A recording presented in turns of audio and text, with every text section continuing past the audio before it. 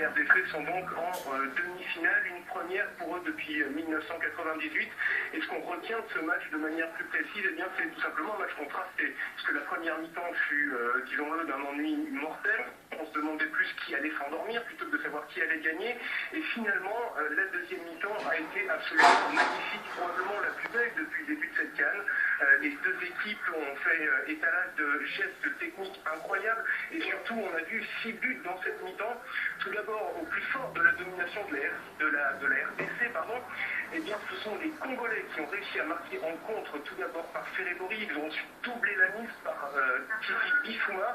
Bifouma qui devenait d'ailleurs le meilleur buteur de la compétition avec 3 buts.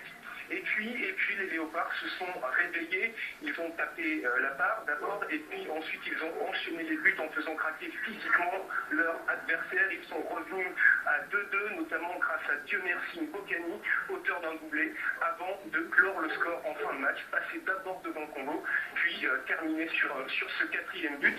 Mais l'image que l'on retiendra, je pense, de ce quart de finale, eh bien, c'est l'image de l'échauffement. Les joueurs l'ont répété, les deux équipes l'ont répété tout au long des derniers jours, et qu'ils affrontaient leurs frères. Eh bien, pendant l'échauffement, les joueurs des deux équipes ont traversé le terrain, sont allés à la rencontre les uns des autres. Ils se sont serrés la main, ils se sont pris dans les bras,